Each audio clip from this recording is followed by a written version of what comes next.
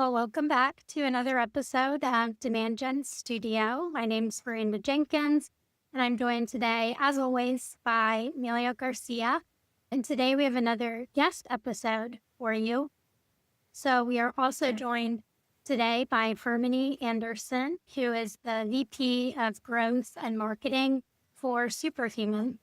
Great to have you, Hermione. Thanks so much for joining us. Thank you so much for having me. I'm excited to chat with you both today. Yes. Awesome. Well, to kick things off, we'd love if you could just share a little bit more about yourself, who you are, what you do, and then some insights into your background and career journey, how you became a marketer. Yeah, so as you mentioned, I lead growth and marketing at Superhuman. We're an AI native email productivity app. We were just acquired by Grammarly actually last week. And so we're starting to make that transition into their broader org, Grammarly, Coda, and Superhuman, which is really exciting and kind of a new stage in our growth. So lots to come from there. I have spent a majority of my career doing demand generation and revenue marketing at some companies, Engine, Outreach. I spent 4.5 years running global demand and operations there. And then at a company called Thousand Eyes as well. And there are a couple more trickled in, but I'm really passionate about demand generation, revenue marketing, and just growth, like growth for startups, how you get from 20 million to 200 million and really scaling those Series B to Series C companies all the way up. So it's a passion of mine. I love what I do and I love talking about it. So I'm just excited to be here with you both today. Awesome. What is your current role with Superhuman? What does that look like? Talk us, a little bit about your day-to-day and your role there.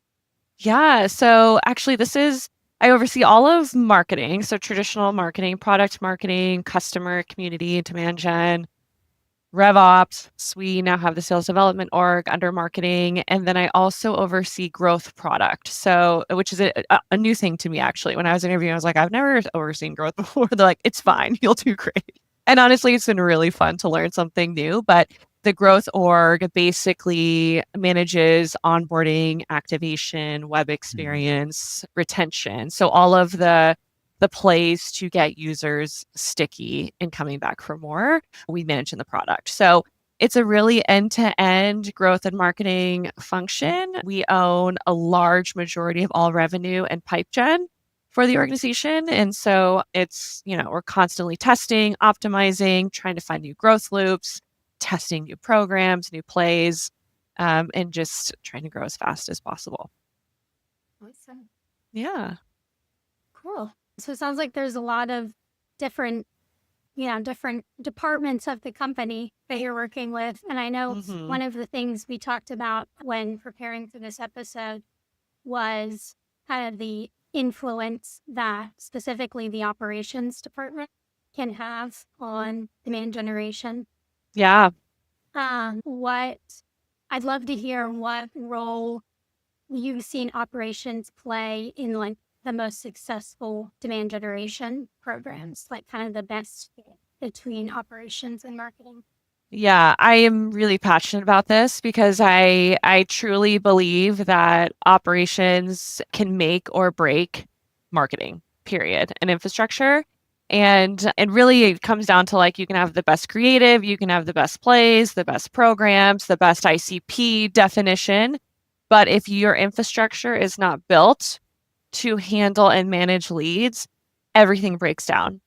And so I really believe that most companies invest in this too late. I usually start right at this Series B, typically people will hit 20 million of revenue and beyond.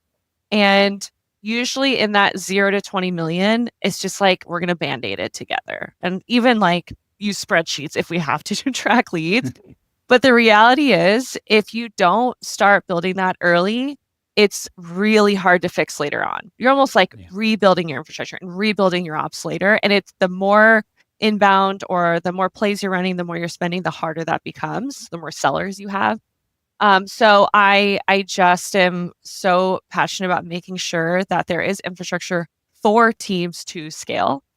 And if not, it can derail everything because then you lose visibility, you lose tracking, you lose leads, and then your money I always say I've said this a couple of times and just hate it, but it's basically you're burning money if you don't have good infrastructure, and no one wants to burn money, especially if you're at a startup. Yeah, there are two analogies that, first of all, thank you for joining the episode, Harmony. I was really excited when we got to speak, because I said, this is going to be super helpful for anyone listening to the show. But I really loved what you were saying, because there's a couple of analogies that come to my mind. One is like that, like when you have these lemmings, like following each other and falling into a cliff. That's kind of like, well, you're pouring whatever effort you have on the top end, and they're just falling to a cliff because you don't have a path for them. Or the other one is that probably is more appropriate, is like if you pour a source of water through terrain where you don't have a path for it, it will find a way, which is what you're describing, right? Is like from 0 to 20, maybe people patch it up. They will have a spreadsheet. They will make it work. But then years go on and look at the path that the water follow, and it's like, this is not efficient. This is crazy. If we have defined the path from the beginning, we have put together something great. So I think that's a challenge for sure.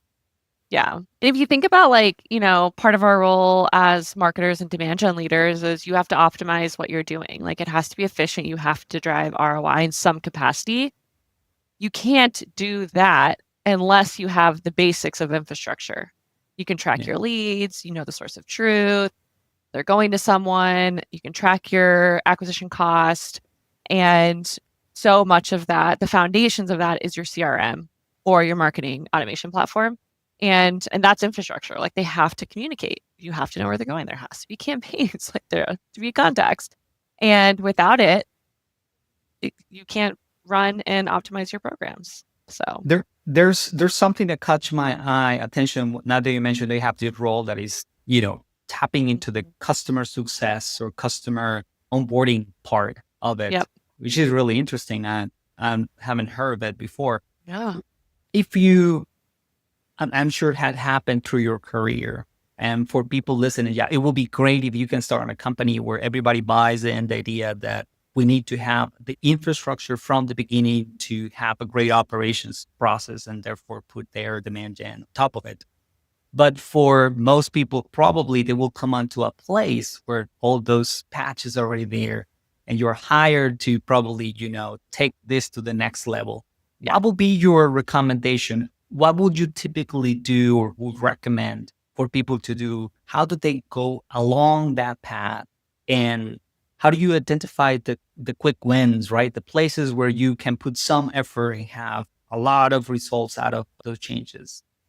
Yeah, I mean, I make all my decisions based on data, and so that's partially why I'm like always being like, you gotta have infrastructure, because you're gonna have dirty data and if you don't have it.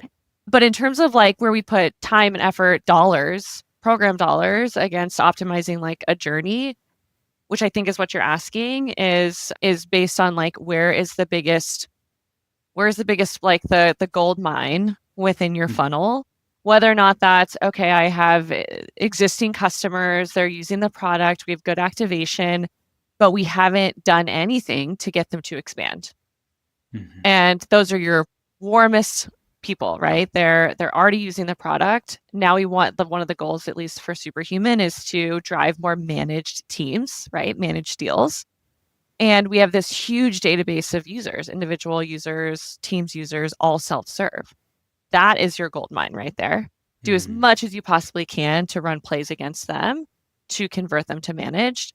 And we figured all of that out just through like looking at end to end, looking at all the data that's powering our growth. And that's where I started. And that's where you started. Lowest hanging fruit. Yeah. That begs the question of, do you consider that this particular thing that you are taking, which is having a say on the customer success, customer board, on taking advantage of the data and the potential revenue that has not been explored in the company from current customers that can become managed as you described. Do you think that's something that's particular to Superhuman, or do you see that as a trend right now where maybe, efforts on the marketing and even the sales side are, Mhm. if not being questioned, at least saying, well, maybe we are doing a lot here already. There's a lot of marketing and sales alignment already across, especially Yeah. probably across SaaS. But what's happening on the customer success side? And are we exploring opportunities there? Do you think that's the trend across the industry, or particular to your company? I don't know yet if it's a trend, but it needs to be. And every company I've worked at, up until Superhuman, everyone says they're customer-centric and customer-oriented. I have not worked at a single company that is actually customer-centric until I got to Superhuman. And I remember even interviewing, I was like, you say you have a value, right? That's about customers and delivering value to them. Like, what does that actually mean? And they gave me a really great answer about how they listen and they actually build. They listen to customer feedback. They build for the customer. The customers are who are driving growth for the organization. One of their biggest goals was product innovation that is in response to what customers are requesting. And I was like, okay, yeah, everyone says that. Like, are they actually doing it? Superhuman is. But our 80% of our growth, all of our 80% of our revenue, our growth, our pipeline is coming from customer referral and then product innovation, basically through customer referral. So we're releasing new products, they're using it more, they're saying, oh my gosh, I love this. And then they're inviting their colleagues. And so I truly believe customers should be at the foundation and at the baseline of like where you start building your business. Every other organization I've worked at, even if they have a really great product, they're so laser focused on just retention or new business, which I get, right? Especially if you're a land and expand model. Like you land them and hopefully you're expanding and hopefully it's organic, but it's new. But new is really, really hard. It's expensive. You're usually, especially as startups, you're building categories. It's just like, it takes so much longer. And so I'm a really firm believer. And a lot of the marketers I've talked to recently, and even sales leaders who I know really well from past lives, are all like, we're missing something. It's not sustainable to just be looking at new. Look at your existing customer base, build for them, get them to expand your product capabilities before you just start up the mountain of driving new business. Right. So I That's think it's happening. Yeah. Yeah. That's awesome to hear. Yeah, I feel like that's something that comes up in several of our episodes about actually making informed decisions based on the customer data, like the answers from your actual real customers that Yeah. you have. It's difficult to collect that and get the answers from them. What does that look like for you guys at Superhuman? What's the best format to get the answers directly from your customers? Yeah, so this is somewhat unique to Superhuman, but I actually talked about it on another podcast a couple months ago. When I first started, we launched a really big campaign called the New Year, New Inbox. The purpose was to capitalize on everyone coming back from the holidays. They have a really messy email. There's thousands of them to catch up on, but they also have New Year's resolutions. And so the goal was saying, like, we want to drive new seats. We want to get people excited about their new year and doing it through this, like our productivity, like suite, right? Through email, through AI native email. So they don't have to spend all this time. And it's like, oh my gosh, I'm more productive with this product. What we did was we launched that campaign right when we came back in January, and we planned here's how you, like a virtual event on here's how you can be more productive with Superhuman. And so the whole idea was like, let's show them how we can transform their workflows with AI native email. And so we emailed our current customer database, as well as we did some, of course, like demand gen to drive registrations. And we had over 4,000 registrants for this virtual event and over 1,000 attendees. A lot of them are users who are like, I could probably be doing more with Superhuman. And so we basically did demos of all of the great features, how you can actually use it, best practices.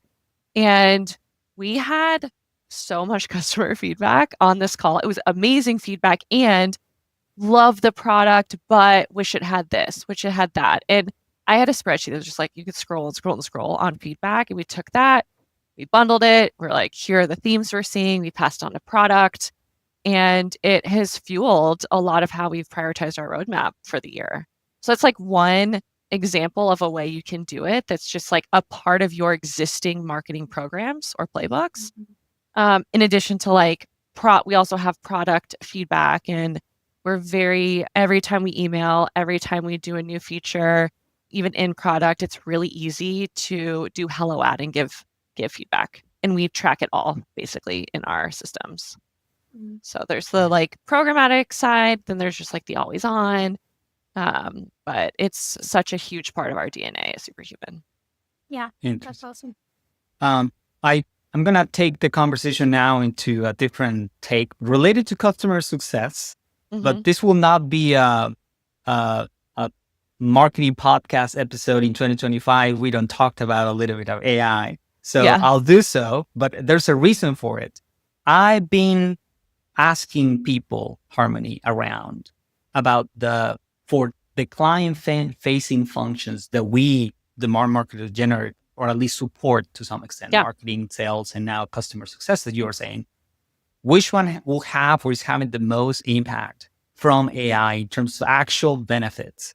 And it's not coming just from me, but I from what I'm hearing from people, is that customer success is probably the best use case at this moment, where you can get more tangible results rather than marketing and sales. I'm not saying that you can't, but I think the reason I believe so, and this is the question that I will have at the end of it, if you agree with me or not, or you have a different take, is that, to be honest, the demand side of marketing, which is attention from humans, and the demand side from sales, which is in-market buyers, doesn't grow like it's not growing threefold every year, right? Yeah. It's not exponential. But the demand for support, the demand for getting answers from customers, it is always overwhelmed by the very little supply that we have of humans willing or, with capacity to take. You get in queues on phone calls, you get in queues on chat conversations, you get in queues on emails with a long response time. So I think that's where the truly opportunity is, because you have a system that now, maybe not 100% of the time, but maybe 80% of the time, can get you an answer and get your way, right? And have a delightful experience. And the other two, I feel that we're just gonna run it out to the ground with more and more emails from people trying to sell stuff, and from more,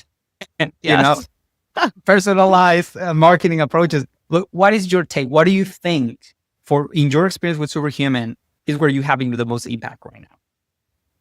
Yeah, that's such a great question. And my perspective too, generally on AI, is consumers, whether or not you're in business or you're just like a personal consumer, demand 100% personalized experiences. It's one-to-one connect with a support rep. It's one-to-one connect with a seller.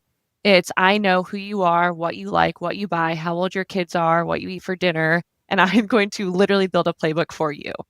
Like B2B or B2C. It's like everyone is expecting this. And so I think across every part of the funnel, for any sort of business, everyone needs to be moving in the direction of it being 100% personalized. And AI should be able to do that for you, period. Like across the board. And to your point on customer success, like it's no different for that too. Like again, to your point, you can't scale people. You can't just be hiring hundreds of new people every single time your business adds another 1,000 users. And so how do you prioritize, how do you build this experience, but also prioritize for your sellers or your CS reps? And some of the things we're doing, like we brought on, is on the sales side, but we're actually looking at expanding it to CS in particular. We brought on an AI SDR via Qualified. And the goal is like, we've, connected all of our knowledge hub, we've connected our help desk, we've connected everything to try to be able to provide a really great AI experience before they hit a seller, because I'm not quadrupling our sales team. Yes. Same on the CS side. We had brought on Zendesk AI because we get thousands and thousands and thousands of support requests. And it's not just support like in a bad way. It's support like also feedback or, hey, I love this, or something happening. And we think only 30 to 40% of those actually should have a person follow up or person manage. And so how then can we answer questions, provide really great, valuable, delightful support, but not have it be an expensive human on the background in the back. So I think that's a big piece of it, is there's so much that can be done end to end, depending on what the channel and method of communication is. Yeah, love it, love it. Now that shift me into this very popular question that I ask everyone that gets invited to the show, and again, is connected. Is you mentioned something really important now in your role, and it's not that you were not being part of it, but now you are directly managing the experience and customer success. And so I'm sure already, obviously the marketing programs, and there's some sales alignment, sales enablement activities, I'm sure as well, if any.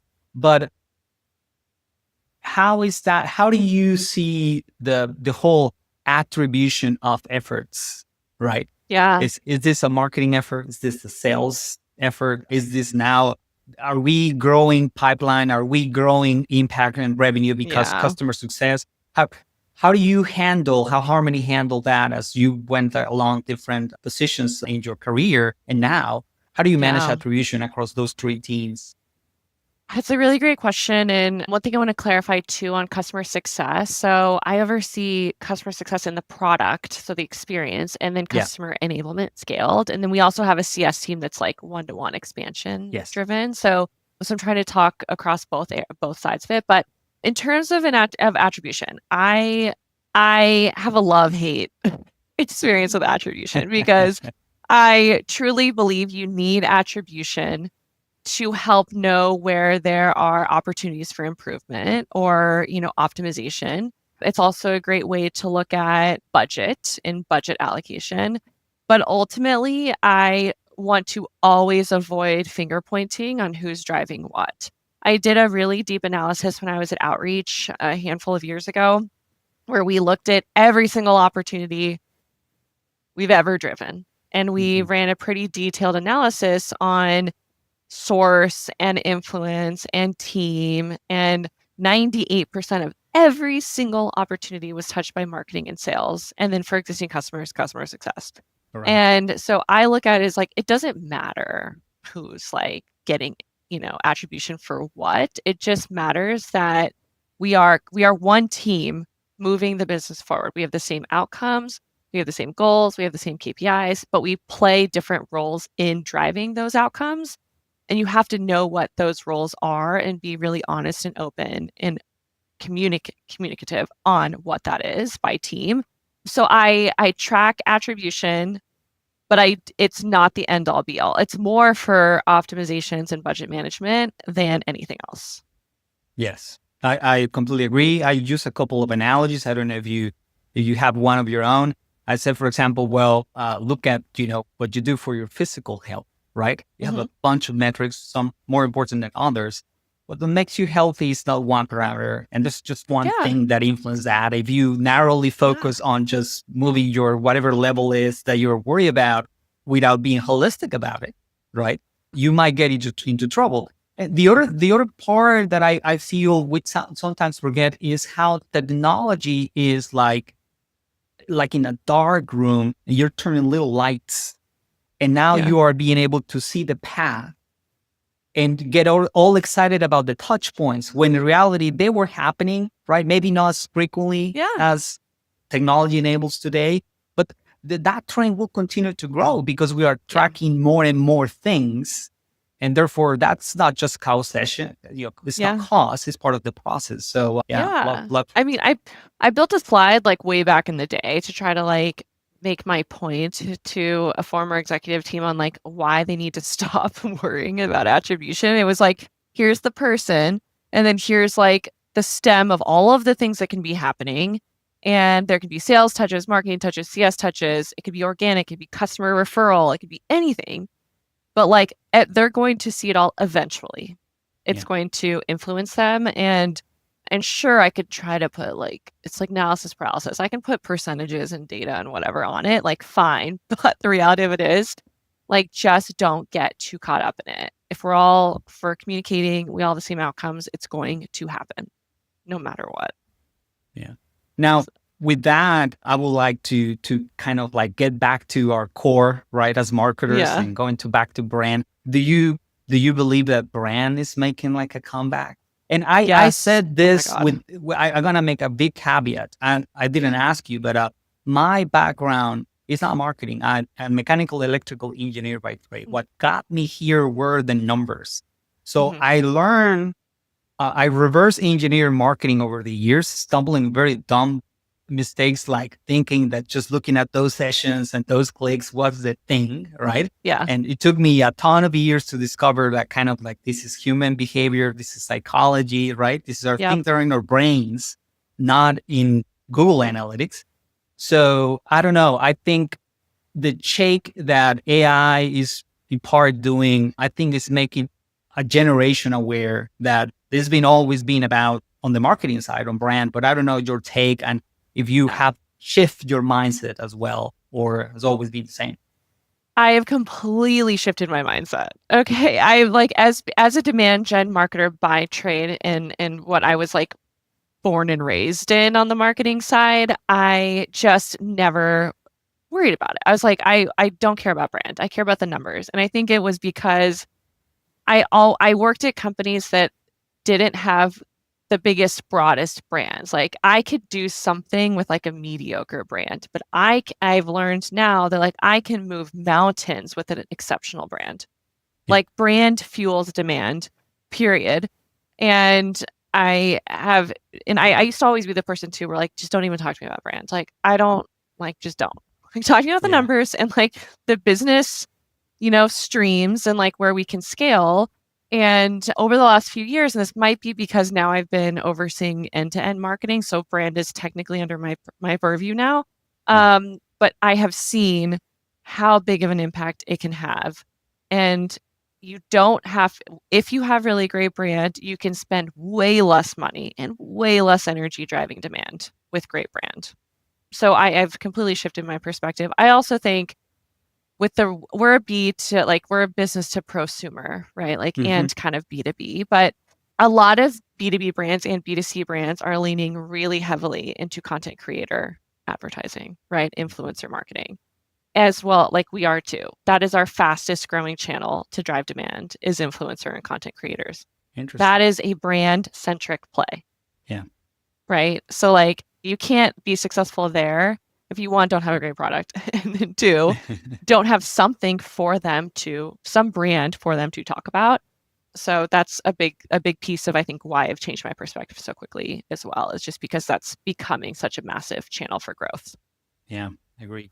Now, I have another question related to, you kind of hinted it in your shift of the role, is do you feel that this particular role is kind of like getting you closer to own, or I don't know if you actually own like product marketing, the development of the product from a marketing perspective, which I think is also something that more and more marketing functions, especially your level, are kind of like having again a say, right? Is that I cannot be in charge of just the promotion, distribution of the product if I don't have a say on the product. Is that role that you are taking a little bit of making sure that you make a product that actually people, enjoy? Is that the reason?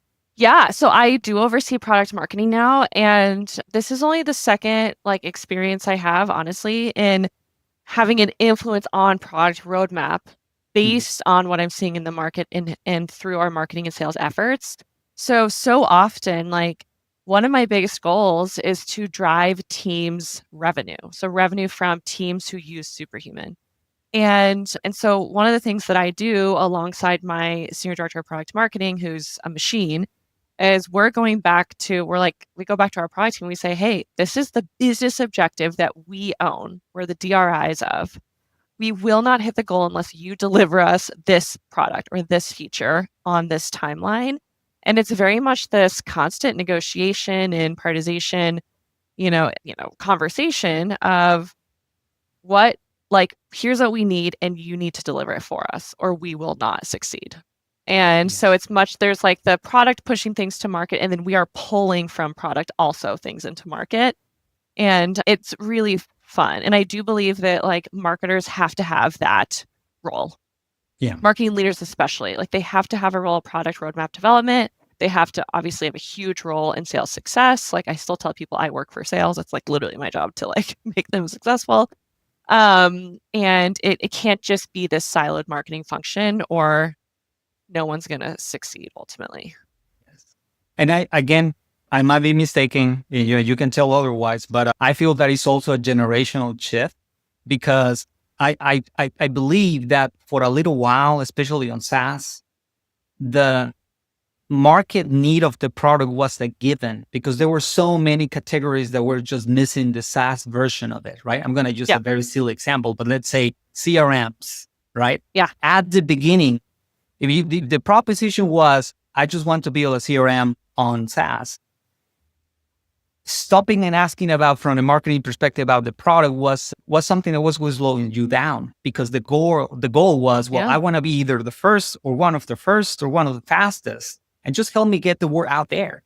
But as we move through and there's a SaaS for that, there's a SaaS for that already, then you start questioning, right? The technology to building a CRM nowadays, to just put an example, couldn't be more available, right? Yeah. The technical expertise of the product is not that it's not relevant, but if you want to get into that market today, you will have to have a very strong understanding of the market that you're going to target to justify it. Because if not, you are competing against behemoths. So I think that's a little bit of the shift. Maybe, I don't know if you have seen it, that marketing is getting either back or getting more say on product because some of the categories are getting, more mature technically, and therefore the engineers, right? It's not that they are less relevant. It's just that they also need that market component that sometimes is missing.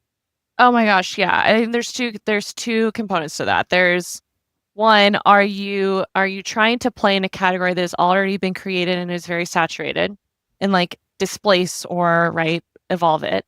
Or are you building your new category, which is so hard. And I tell everyone, I don't ever want to build a new category. We did that at Outreach. It took so long and we succeeded. It was amazing. But and I honestly did it I've done it many times.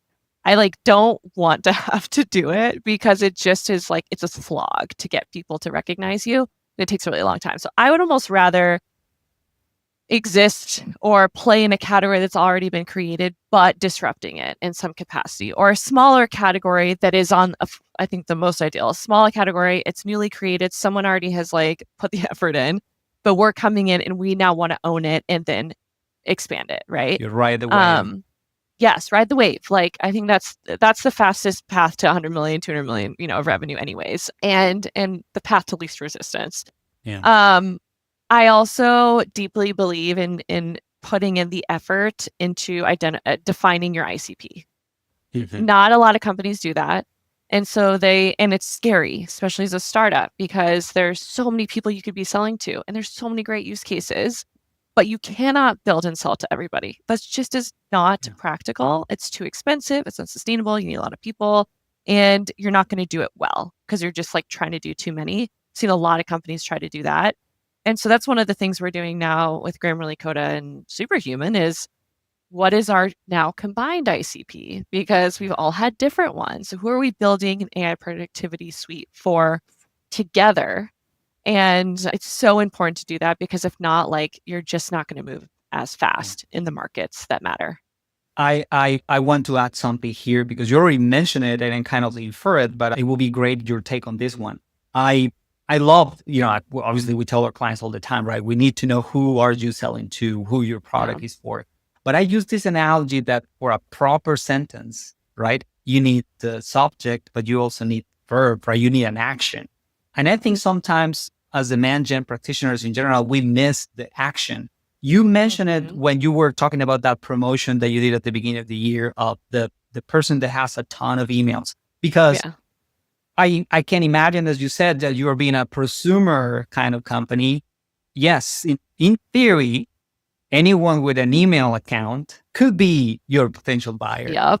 Yep. So that's kind of if you were to define that, it's going to be quite broad. But what really matters is the habits of those pro users, right? And I'm in that category, right? The person that is, looking always for the way to manage their inbox, going to zero inbox in some way, right? Having a ton of delegation to happen. Those are the users. So there are things that we do, just like users of Grammarly, that give away if you are in market. So I think sometimes in that ICP definition, we miss defining the moments, right? The actions that user will take that will either make them go out and ask for opinions or look around for solutions? I don't know how do you see that? Oh my gosh. I mean, you're so right. You said like technically anyone with email could use Superhuman.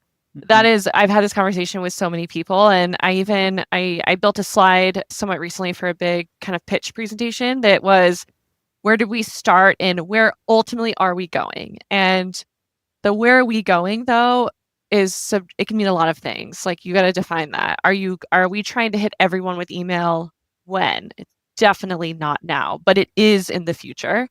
Our product isn't ready to just like it's you need some hand holding to really learn it and become sticky. And so it's just not ready for everybody with email. But we started with the builder executives, CEOs, like startup founders. That is who it was built for by our startup founder. And we grew really fast in that segment. Early adopters, early tech adopters who like have a lot of skin in the game, who really have a pain. And so we like owned that market for a long time. Then we moved to, okay, who has the next biggest issue with email? And that became senior executives or leaders end to end, right? So like any function, but within ultimately any size of company, but like scaled startups or beyond. Then it became who also has a lot of emails that aren't leaders, and that's usually outbound professionals. It's sales, it's CS, it's like it could be, and then we looked at the functions, or not functions, industries. So, consulting firms, boutique marketing agencies, like those people who again are outbound. Yeah. And now it's starting to scale from there. And I have this slide of like, here's like small little bubble, bigger, a little bit bigger, and then it's like everybody. And so you have to be really honest on where you sit on that journey. Really honest, because then you can just, again, distractions, it's unsustainable. You can't build for everyone. And I think that's just such a critical piece of doing good marketing and doing good selling. Love it. Because just by you describing it, right? Anyone that knows a little bit about how products like yours are built will know that the amount of resources and time that you will need to fulfill one of those, bubbles or bucket, it's massive, right? How do you present that? How do you associate Superhuman to that category for founders? And the needs that they have, they're completely different, even when it's all about email, right? Making it faster, productive versus someone that is doing outbound. It's a completely different play. So yes, I couldn't agree more. I think, again, I don't know if that's a formal definition, but I will say that for me, that the closest that I've heard is the category entry point, right? Like what the scenario that you described for that, there's, when you get back from the holidays, you will have a moment. And that moment is very, consistent across certain group of people. How do you get yourself in front of your potential buyer at that moment so they can start thinking about your brand, right? I think was super, super clever. So congrats on that. But yeah, I think having that connection on the action is super, super important. Well, awesome. Yeah. And there's like I think the last thing too is where are you at as a business, and like where are you at on the journey? And then it's where is the category at on the like crossing the chasm methodology, or like, are they super early tech adopters, or are you in the like laggard category? Are you in the mainstream? Like, we're so new. No one knows what AI is like really going to be doing over the next 5 years. We all have visions. We think we know. Yes. We know the ball is moving, but we don't know where it's going to end. How is it moving? Yeah.